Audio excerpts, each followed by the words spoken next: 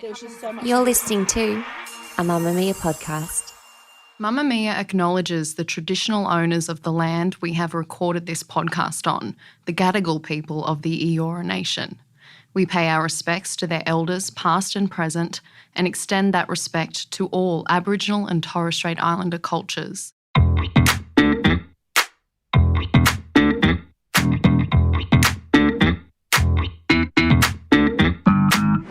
Hello and welcome to Cancelled, a podcast that is particularly sceptical about people and things that try to own Christmas.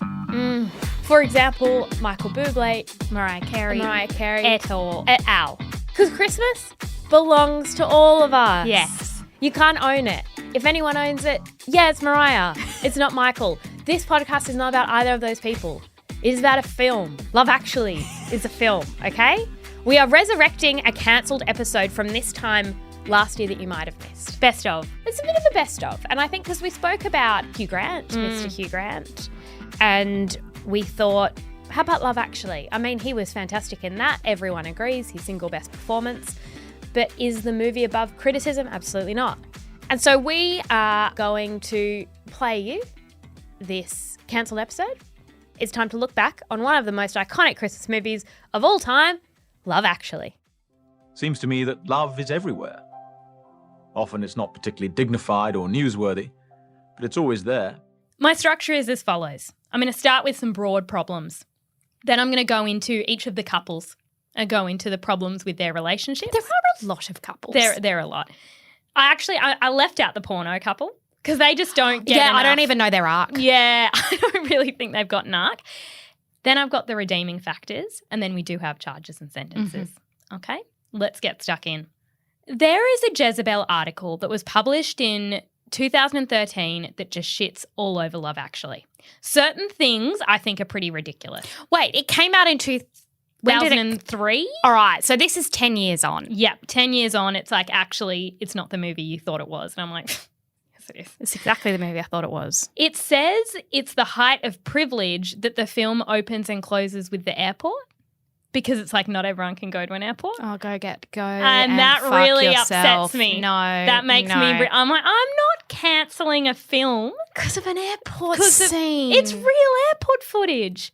I would like to defend the airport thing because this is 2 years after 9/11. And by the way, I rewatched Love Actually in the lead up to this and I smiled the entire way through, even though I do recognise the problems. But they reference that in the opening. Hugh Grant's voiceover. When the planes hit the Twin Towers, as far as I know, none of the phone calls from the people on board were messages of hate or revenge.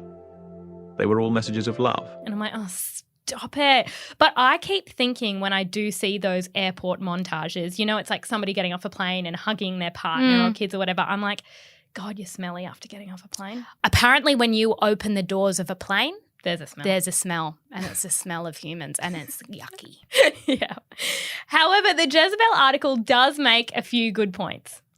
It argues that agency belongs solely to the male characters in this, while women, often their younger employees, are silent, appreciative, pretty things. The ones... That's just film. Is that okay? Like, you can't just cancel the genre of film. Can't It's you? just how films are made. It's like there was a formula and the guy who wrote this, I'm assuming it was a guy, adhered to the rule book. He did.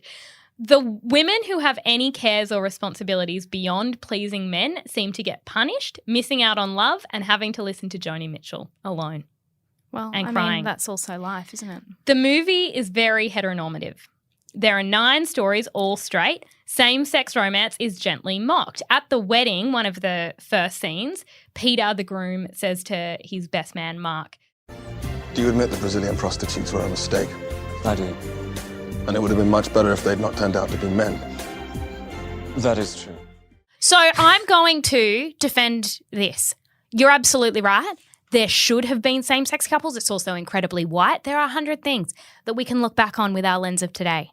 This was in a world where same-sex marriage still wasn't legalised. It is a product of the context in which it was produced. It says a lot about who we were at that time, how marginalised particular sexualities and gender identities were. You can't blame the guy who wrote it. I would also like to say, my defence is, How about Billy Mack and his relationship with his manager Joe? That was a love story. It was very subtle. That was perhaps the greatest love story of all. Exactly. And they were definitely in love. It was a full like Elton John vibe, right? Yeah, 100%. There's also a lot of fat phobia. There's the fat phobia against Aurelia's sister, you know, the girl in the little French town, and Natalie, who ends up with Hugh Grant. And she's called the chubby girl, huge thighs. There's also fat shaming with Billy's manager, Joe. He constantly calls him chubby. Yeah. Any character who isn't Keira Knightley is called fat in every scene. Yes, exactly. Actually, that's true because Emma Thompson also refers to herself as fat. Yeah. That's It's the almost problem. like they need to preface their existence. Yes, I'm sorry. I'm not Keira Knightley. Keira Knightley was also like 16 or 17 in that movie. She was almost the same age as the little boy, Sam. Yeah, I remember reading that. That's a fun fact. The less a woman talks in this movie, the more lovable she is. The number of words, according to Jezebel, that a woman is allowed is 27. Then you're done, like Emma Thompson. Okay. 27 is the magic number. So don't say more than 27 words. Or how about the woman who spoke Portuguese? Did they have to be English words? I think I don't think she said any I don't English think she words. said more than 27 anyway. Even if they were in Portuguese. That relationship always really bothered me because I just think that relationships are forged over discussions about what food you liked in primary school. Yeah. I think you're saying that relationships are formed by communication. And in the same language. And it is a fact that they had never had a conversation when he proposed. No. He liked how she looked when she took her clothes off and she dove into the water to save his manuscript papers. That he was typing on a typewriter in 2003. In the wind. With no copies. In the wind. Yeah, outside in the wind. The movie definitely doesn't pass the Bechdel test, which asks whether a work of fiction features at least two women who talk to each other about something other than a man. I would argue that in general, even the men in this movie are usually talking about women because it's about heterosexual There love. is one scene where it passes the Bechdel test. What? May I present my evidence? Yeah. When Emma Thompson, whose name is Karen in this film, she's literally named Karen, speaks to her daughter about being a lobster in the nativity scene. Okay. We've been given our parts in the nativity play. And I'm the lobster. The lobster? Yeah. In the nativity play? Yeah, first lobster. All right. They are two women talking about... Part of the Bechdel test is that the two women have to be named. Do you know her daughter's name? Daisy. Okay. I Googled it. Okay. I Googled it. What frustrates me about that scene is that she doesn't have enough of a problem with the lobster. Okay. Because Jesus' nativity scene, wherever that is, Jerusalem-ish, I don't think it's near a body of water. Yeah. So where would the lobster have come? Did the lobster crawl? In which case a lobster needs a central character, not a background character, because that lobster defied the odds. And if my kid came and said, I'm the lobster in the nativity scene, I'd say, Mummy's calling the teacher because she's taken the piss. Have some respect for Jesus. Yeah. Okay. It does pass the Bechdel test the other way around, which obviously isn't a thing, but I just would like to point out that there are times when men talk to other men about things that aren't women, such as when the Prime Minister talks about foreign policy with the President. Well, that's more interesting, isn't it? Oh my God. Here's a very telling quote from Jezebel, and you tell me if you agree. Everything in this movie is effing insane. That's not how press conferences work. That's not how diplomacy works. That's not how prime ministers work. Nothing is how anything works. That's not how weddings work. That's not how audio recording works. That's not how saxophones work. That's not how hair works. That's not how business meetings work. That's not how art works. That's not how grief works. That's not how primary school Christmas concerts work. That's not how airports work. That's not how music charts work. That's not how fat works. And none of it is how love works. Okay, that's just film. I agree. You know in The Simpsons where they're like, oh, we need cows in this scene so they paint horses white and black? Like that's just what film is. We don't want to watch how things actually work because that's not very boring. Yeah. Now let's move on to the individual couples. We'll start with Mark and Juliet. But you never talk to me. You always talk to Peter. You don't like me.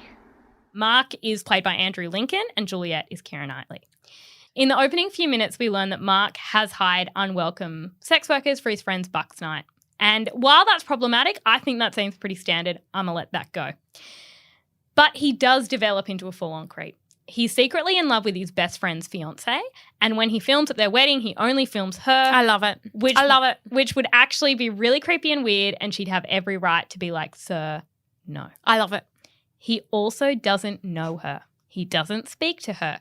She says, but you never talk to me, you don't like me. So what is he in love with? He's in love with her face. So am I. She's beautiful. Oh, I quite like this storyline. I think it's realistic. I think it's sexy. He's made a wank tape. He has made a wank tape that he is keeping hidden in his home and not sharing with the bride. I like the idea of one day that being given to her kids as here's mummy and daddy's wedding tape. And the kid going, Mummy, why is it just close-ups of your face? Where's daddy? Where's daddy in this? How pissed off would daddy be? I know. His absence completely from the wedding tape. He puts her in a really uncomfortable situation by declaring his love when she's married. He's also, like, rude to her. But you got to tell the truth at Christmas time. Yeah, which I don't know where that message came from. I just think it's a good message. How did Mark know that Juliet was going to answer the door on Christmas Eve or whenever that was? So you know how he knocks on the door and he's got the posters? Because he knows who's going to answer the door. There's normally one person. What if his friend answered? Then he was caught with his posters and his friend goes, what? Why are you? He would say, it's the wrong address. I was going next door. Or he would say, could you send Juliet out? And what if he had interrupted at any point? I don't know. I don't think that would have happened. It's very romantic. I don't know if it is in hindsight. I think it's creepy. I think it's the male gaze. I think he made a wank tape. Let's move on to Sam and Joanna. Sam? I thought you didn't know my name. Of course I do. Oh, Jesus. Yeah, I've got to run. Sam was the guy in the Queen's Gambit. I know. Really important that he grew up because it's always a surprise when children in films grow up into adults that look like they did as kids. Always a shock. Yeah. Every time we do a story on it, it goes nuts because people go, oh, grew up. He's still around. Has a similar face. Different, but similar. Yes. Sam is in love with Joanna, but she doesn't even know he exists. So he has to make her fall in love with him. He learns to play the drums to impress her. Here's an idea. Why not talk to her? No one does that. In primary school, no one talks to each other. I liked a boy in primary school. You know what I did? Dad, for some reason, owned a shop that made no money. That's a whole other story. We should do an episode on it. Anyway, shop earned no money. The shop next door had some expired chips. Sam Boyd chips, right? There are 100 packets. Yeah. And I said, and Dad brought them home, and he said, I have some expired Sam Boyd chips. And I said, oh my God, it's Christmas. So what did I do? I brought 10 packets to school. I gave them to the boy I loved. I said, would you like some Sam Boyd chips? And he looked at me and he said, yes. And for a week, he talked to me because I would bring him Sam Boyd chips. I knew what flavour he liked. And when I stopped, he stopped talking to me. Okay? Because the chips ran out. That's a love story. It's a love story. I knew that my personality wasn't going to win him over. I was a weird kid and an ugly kid. I needed to find creative ways to get his attention, such as Sam Boyd chips. So that kid's doing the same thing. That girl's never going to be interested in him. He's a weedy little – he's too little. He's not particularly handsome in this. He grew up handsome. Okay, another problem with their storyline is we can't be running through airports with no boarding pass post 9/11. No, we can't. It's very terroristic. That was – he would have yelling, been shot. get out of my way. He would have actually been shot. That's really screwed up. So that's them. Yeah. But they're children, so they're not the biggest focus of my criticism. No. Let's move to Jamie and Aurelia.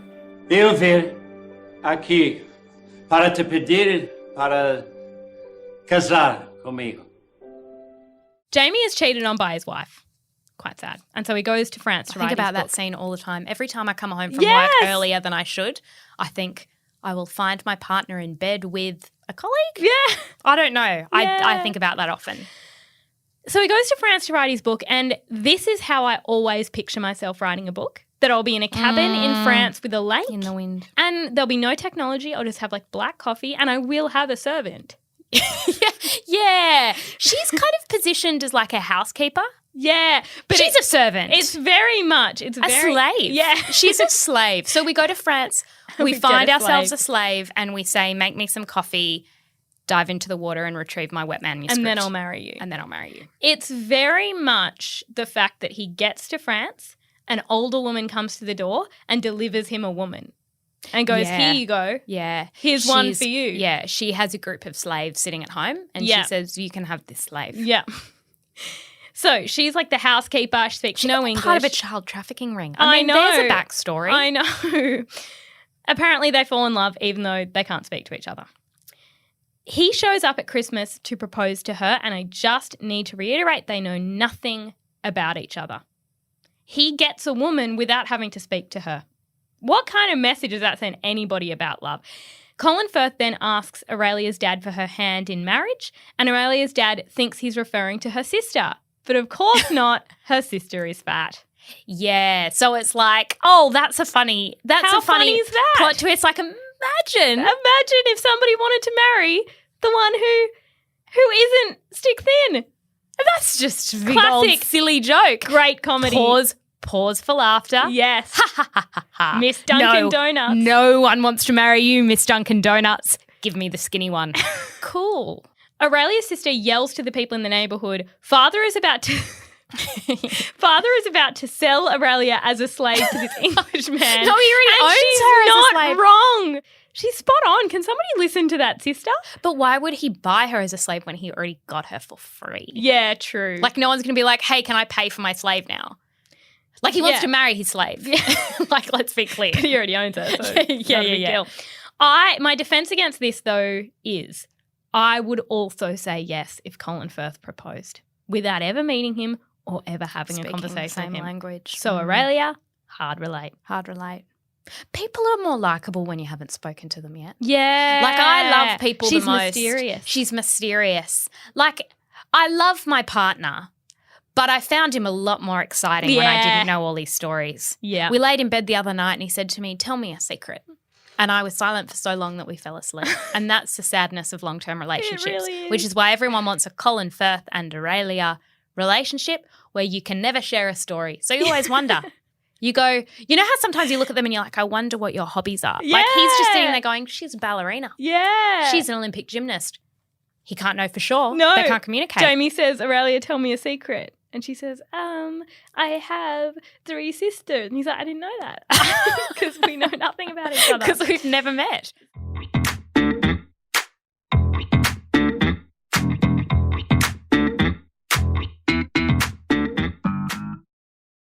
Sarah and Carl. Tell me exactly how long it is that you've been working here. 2 years, 7 months, 3 days, and I suppose, what, 2 hours? And how long have you been in love with Carl, our enigmatic chief designer?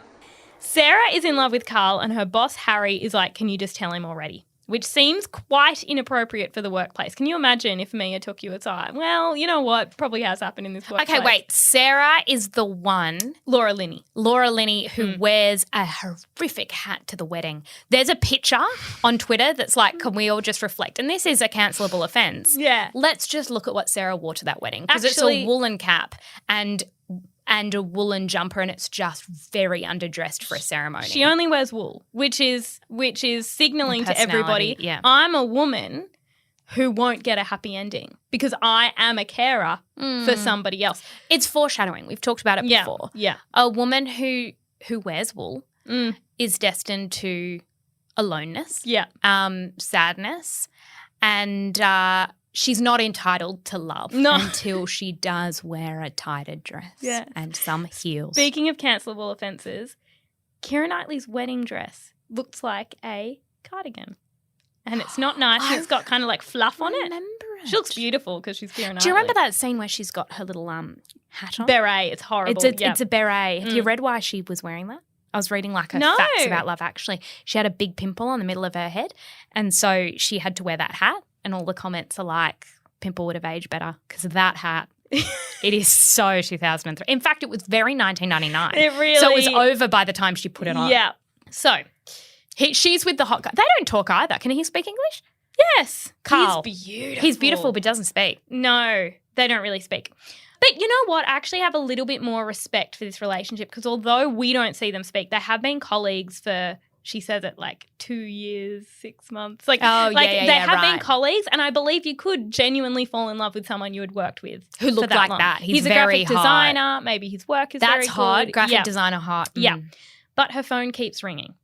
Very mysterious. She's got a secret. At the Christmas party, she finally gets her chance with Carl, but stop because her secret is revealed. She has a brother who calls sometimes. Imagine that. Because he's severely mentally ill and she's his primary carer. The scene where she's with Carl and her phone rings twice, doesn't ring any more than 2 times. It rings once, she answers. It rings again, she answers. On the second ring, Carl asks her not to answer the phone when her brother calls. Carl, this is the second phone call. Be patient. But because she answers that call, she's not allowed to have a happy ending because women aren't allowed to be a carer and also find love. That's also the wool. I mean, the wool kind of destined her to sadness. Does he leave when she answers the phone? Yes. We get kind of her on the phone and then she's in the hospital with her brother. Oh, right. So, I mean, the thing that gets me here is that surely most men or good men would understand if you were a carer for your brother and maybe be patient, or here's the thing, come with you to visit your brother. Isn't it somewhat attractive that the person you like is super caring? No, that's not it, is it? But according to Jezebel, apparently a man can't share a woman with another man, even if it's her mentally unwell brother. Okay, but since when are films meant to be the best parts of everyone? Like, there are lots of men who wouldn't come with you to the hospital or wouldn't ask a question. But Carl isn't made out to be a villain. It's more just like, if your phone's gonna ring, you can't have a relationship. Moving on to Colin and the Americans. Can I help you? Yes. I'd like a Budweiser, please. King of beers. Bud coming up? Oh my God. Are you from England? Colin's whole character is incredibly screwed up in hindsight. love it. He believes British girls are stuck up and that American girls are laid back. Doesn't it begin with him berating a hospitality worker for giving him a canapé that looks like a finger? He's serving them and he starts like kind of wiggling the canapé, being like, ooh, looks like a finger. Food? No thanks. Yeah, a bit dodgy, isn't it? Looks like a dead baby's finger. And then it turns out that she is the caterer. Because you and I used to work in hospitality for a lot of years. People are really fucking annoying. Yeah. Like, I remember going around with I've got a duck pancake, got a duck pancake, got a duck. Is that vegetarian? Yep. It's vegetarian. The duck is a vegetarian duck. I remember serving vegetarian rice paper rolls, which were my favourite. If people didn't eat them off the platter, I would go and then just like scoff them. And people being like, ew, looks like a little finger. Okay, don't eat it. I'll eat it.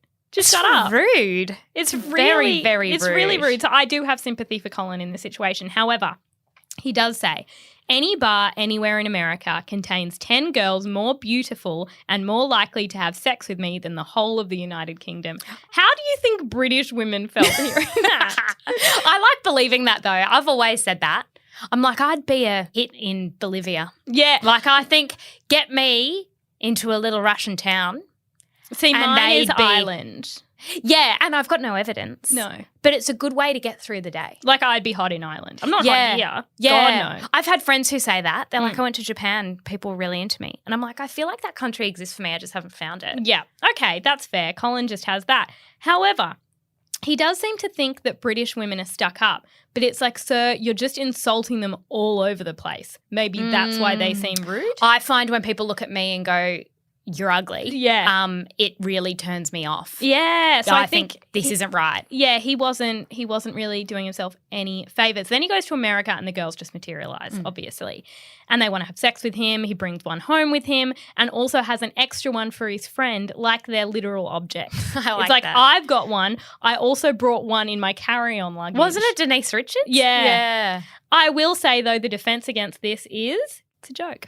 It's a joke. It's joke. Comedy. It's meant funny. to be making fun of the fact that people like Colin exist. And it's funny because it's unexpected. It's funny because it works. Yeah. Yeah. So I don't hold him accountable. Harry and Karen.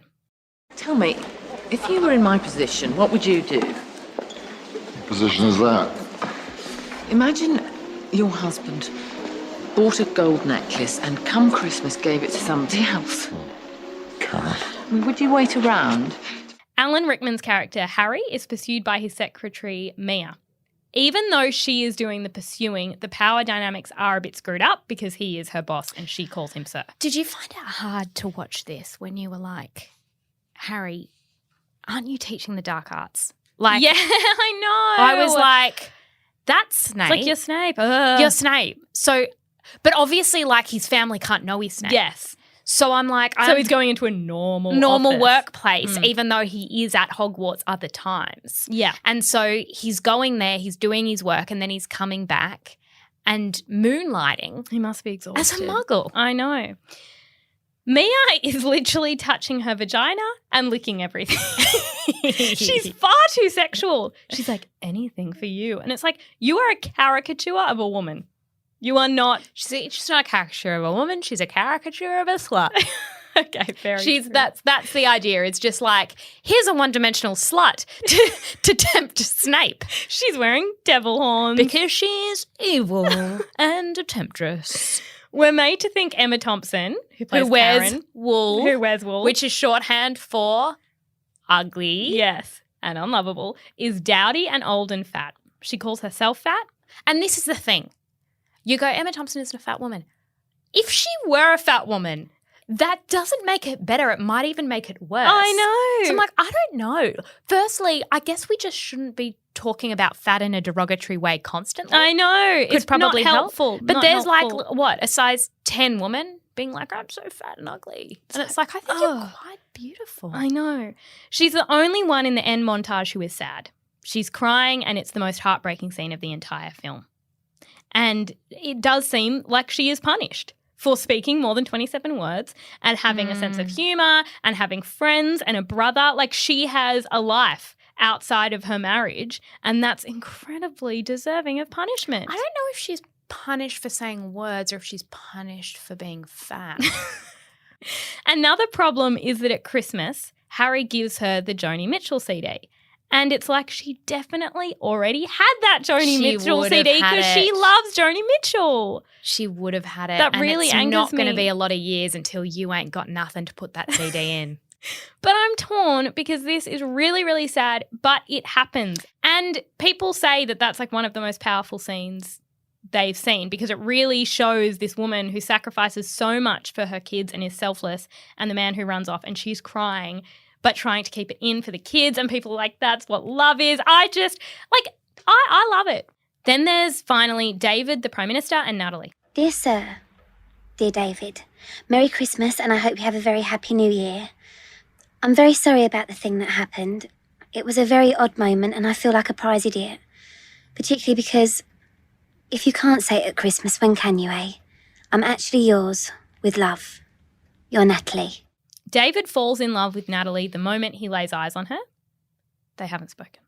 Well, they kind of have a back and forth and she's like, oh, shit, oh, fuck. That's such a trope in British movies. He says, he's in a room and he says, Isn't she like, my boyfriend thinks I'm fat? yes, yes. And he's like, I'll kill him. And I'm like, I love you, Hugh Grant. Yeah, it's so hard. There's at least a 30-year age gap. I don't care. I know. He says, who do you have to screw around here to get a cup of tea and a chocolate biscuit? And then she walks in because she is the person you have to screw. And it's like, probably hasn't aged well, given workplace sexual harassment. Although, in how bad do you want a politics, chocolate biscuit? in government. She gets low-key sexually harassed by the president. And then By the American president, who's Billy Bob Thornton. Angelina Jolie. Did they get tattoos? I think they did, and maybe he has a think vial so. of her blood. Yes. That's not in the film. That's not related. But I think what's really screwed up about this relationship that I'd forgotten is that David fires her because he finds her attractive.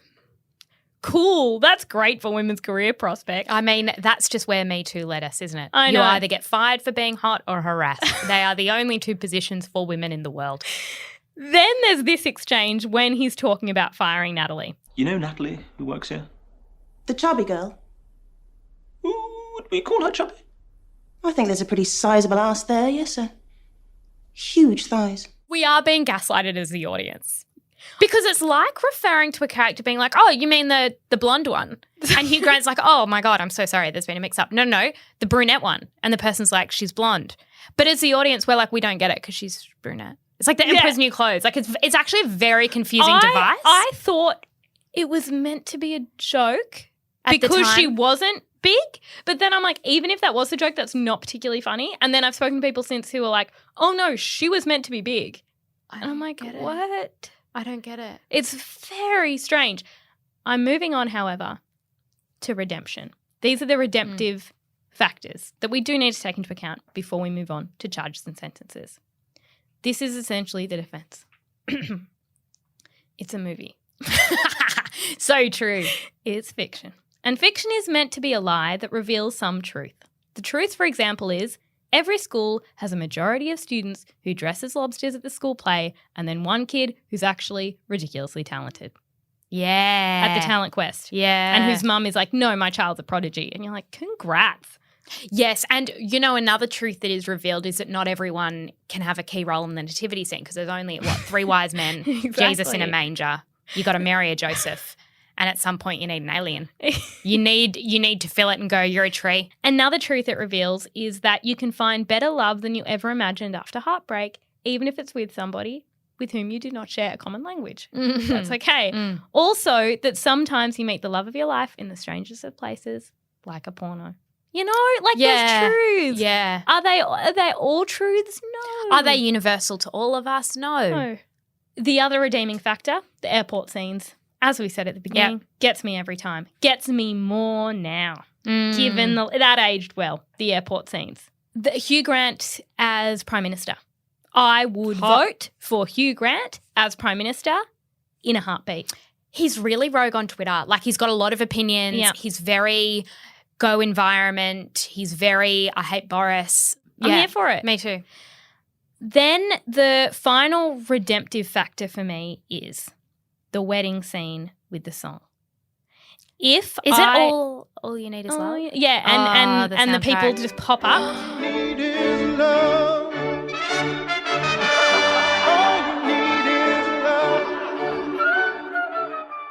If I don't get that at my wedding, I'm going to be furious. I'm going to be so mad because I've always imagined that. You know what's fucked? What? They didn't get it on camera. What do you mean? The guy who was responsible for filming it didn't get it on camera. Yeah, he only got Keira Knightley's face.